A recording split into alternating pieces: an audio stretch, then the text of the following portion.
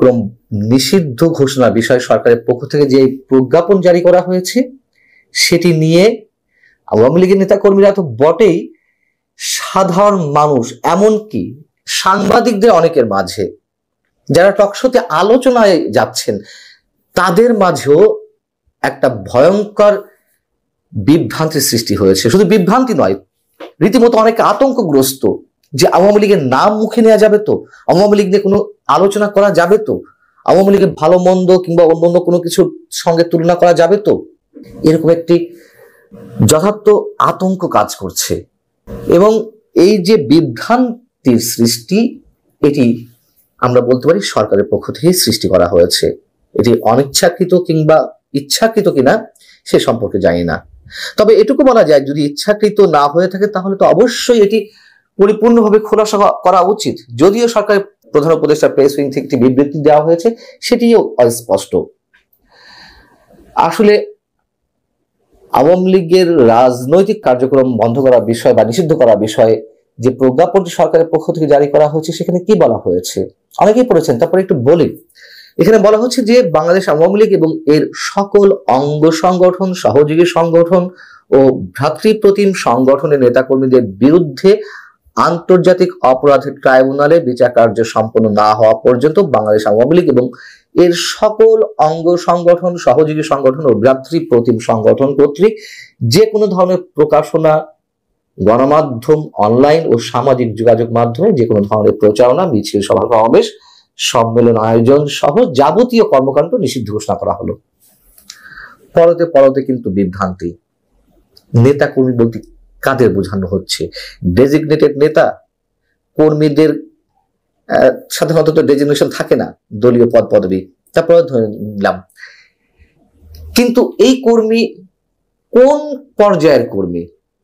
সামাজিক যোগাযোগ মাধ্যমে কি ছড়ানো যাবে না, এরকম নানা প্রশ্ন উঠতে পারে। এবং এটি নিয়ে সম্ভবত সরকারের খোদ স্থানীয় সরকার উপদেষ্টা আসিফ মাহমুদ সজীব ভুঁইয়া তিনি বিভ্রান্তির সৃষ্টি করেছেন সবচেয়ে বেশি এবং সবার আগে। এই প্রজ্ঞাপনটি প্রকাশের সাথে সাথে তিনি তার ফেসবুকে 12 তারিখে একটি পোস্ট দিলেন এবং সেখানে তিনি স্পষ্টভাবে তার লেখার শিরোনামে লিখছেন, ফেসবুক, ইউটিউবে আওয়ামী লীগের পক্ষে কথা বললে গ্রেফতার করা হবে। সেখানে তিনি বলছেন, দেশের বিরুদ্ধে ষড়যন্ত্র করলে রেহাই নেই, গোপন বৈঠক, উস্কানিমূলক মিছিল বা পোস্ট করলেও আইনগত ব্যবস্থা নেওয়া যাবে। নেতাকর্মীরা গোপনে কোথাও বৈঠক, সমাবেশ কিংবা মিছিল করলে সংশ্লিষ্ট এলাকার থানা, পুলিশ তাদের গ্রেফতার করতে পারবে। ঠিক আছে, শুধু মিছিল সমাবেশ নয়, ফেসবুক, ইউটিউবে কেউ আওয়ামী লীগের পক্ষে কথা বললেও তাকে গ্রেফতার করা যাবে। বিদেশ থেকে আওয়ামী লীগের পক্ষে কেউ ফেসবুকে পোস্ট দিলে এবং কিংবা অন্য কারো পোস্টে কমেন্ট করলেও তাদের বিরুদ্ধে মামলা করা যাবে। বুঝুন কি ধরনের একটি আতঙ্কজনক পোস্ট। এরপরে কেউ আওয়ামী লীগের নাম মুখে নিতে চাইবে সহজে, বা চাওয়ার কথা? এবং এটি নিয়ে যখন সব জায়গায় তুমুল সমালোচনা সৃষ্টি হলো বা আলোচনা সৃষ্টি হলো যে আসলে বিষয়টি কি, তার পরিপ্রেক্ষিতে প্রধান উপদেষ্টার প্রেস উইং থেকে একটি বিবৃতি দেওয়া হলো। এবং তার আগে মানুষ এতটাই ভয় ছিল, বা এখনো আমি মনে করি যে আছে, প্রেস উইং এর বিবৃতিটিও যথেষ্ট স্বচ্ছ নয়। গ্রাম অঞ্চলে নারীরা যেমন ভাসুরের নাম মুখে নিতে সাহস পান না কিংবা যে কোনো কারণেই নেন না, এখন সারা দেশে মানুষের অবস্থা হয়েছে তেমনি যে আওয়ামী লীগের নাম মুখে নেওয়া যাবে কিনা। প্রেস উইং থেকে যেই বিবৃতিটি দেওয়া হলো সেখানে বলা হচ্ছে যে আওয়ামী লীগের কার্যক্রম নিষিদ্ধের প্রজ্ঞাপন অন্য কোনো রাজনৈতিক দল বা মুক্ত মতের মানুষের মত প্রকাশের স্বাধীনতাকে ক্ষুণ্ণ করে না। অর্থাৎ যারা মুক্ত মনা মানুষ তারা আওয়ামী লীগ নিয়ে আলোচনা সমালোচনা করতে পারবে কিংবা তুলনা করতে পারবে, বেশ ভালো কথা।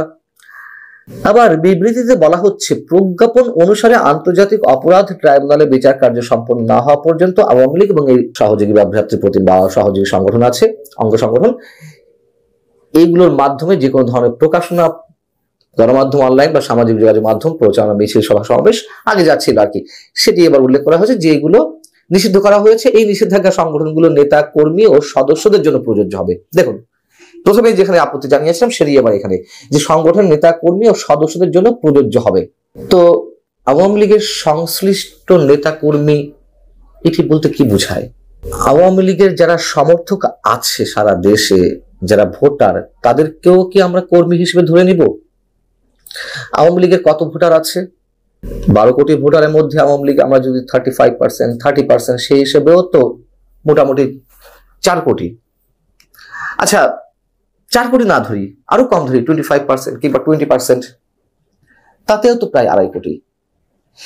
এদের সবাই কেউ আওয়ামী লীগের নাম উচ্চারণ করলে অথবা আওয়ামী লীগের যে কোনো ধরনের তুলনা অন্য কারোর সঙ্গে এগুলো করলেই গ্রেপ্তার করা হবে? কেন এই অস্পষ্টতা? নেতাকর্মী কারা? কজন নেতাকর্মী আছেন?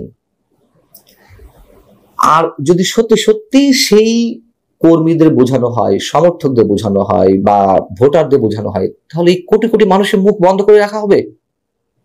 আসিফ মাহমুদ সজীব ভুঁইয়া দেখলাম যে পরবর্তীতে তিনি নিজেও তার ফেসবুকে যে স্ট্যাটাসটি নিয়ে আলোচনা করলাম সেটি ডিলিট করে দিয়েছেন। আমাদের উপদেষ্টাদের অনেকেই এত বোদ্ধা,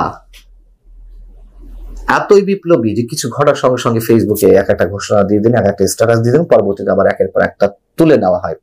এটি নিঃসন্দেহে কোনো দায়িত্বশীল মানুষের পরিচয় নয়, সাধারণ পর্যায়েও। আর সেখানে তারা সরকারের মন্ত্রীর সমপর্যায়ে রয়েছেন।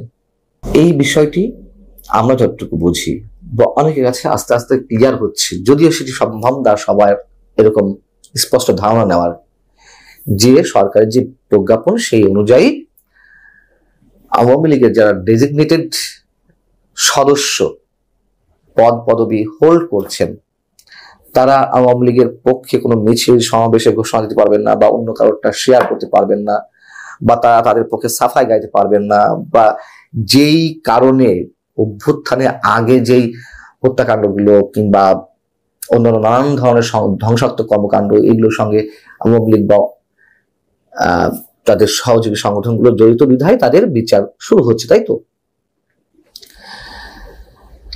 কিন্তু কোটি কোটি মানুষ তার অপরাধী নন। সবচেয়ে বড় কথা, আওয়ামী লীগ দল হিসেবে নিষিদ্ধ ঘোষিত হয়নি, তার রাজনৈতিক কার্যক্রম নিষিদ্ধ হয়েছে। সেখানে আমরা কেন দেশে যেমন একাধিক অনেক ধরনের আন্ডারগ্রাউন্ড পলিটিক্যাল দলের নাম তো জানি, পূর্ব বাংলা কমিউনিস্ট পার্টি বা বিপ্লবী কমিউনিস্ট পার্টি, যেগুলো দেশে নিষিদ্ধ ঘোষিত, তারা আন্ডারগ্রাউন্ডে চলে গেছে। তাদের বিভিন্ন প্রচারপত্র, প্রচারণা, প্রকাশনা খুব গোপনে এগুলো কার্যক্রম চলে, তার কোনো লিফলেটও মানুষ হাতে নিতে চায় না।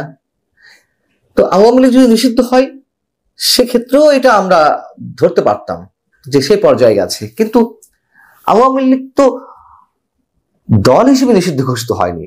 দেশে তো অনেক ধরনের আন্ডারগ্রাউন্ড পলিটিক্স চলে বা দল রয়েছে, যেমন পূর্ব বাংলা কমিউনিস্ট পার্টি, বিপ্লবী কমিউনিস্ট পার্টি, এগুলো নিষিদ্ধ ঘোষিত হয়েছে, এগুলো আন্ডারগ্রাউন্ডে চলে গেছে, গোপন রাজনৈতিক সংগঠন হিসেবে তারা স্বীকৃতি পেয়েছে।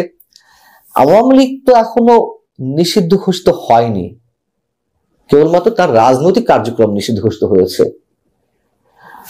অতএব এই বিষয়গুলো তো সরকারের পক্ষ থেকে স্পষ্ট করা উচিত, নইলে এই যে কোটি কোটি মানুষ, হয় তাদের মুখ বন্ধ করে রাখা হচ্ছে সুকৌশলে, অথবা তাদেরকে যে একটা আতঙ্কের মধ্যে রাখা হয়েছে, এর জন্য দায়ী কে?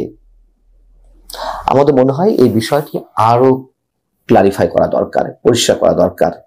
আমি যেটুকু বুঝি সেটি হচ্ছে, যারা ডেজিগনেটেড নেতা বা সংগঠনের সদস্য পদে রয়েছেন তাদের জন্য এটি প্রযোজ্য।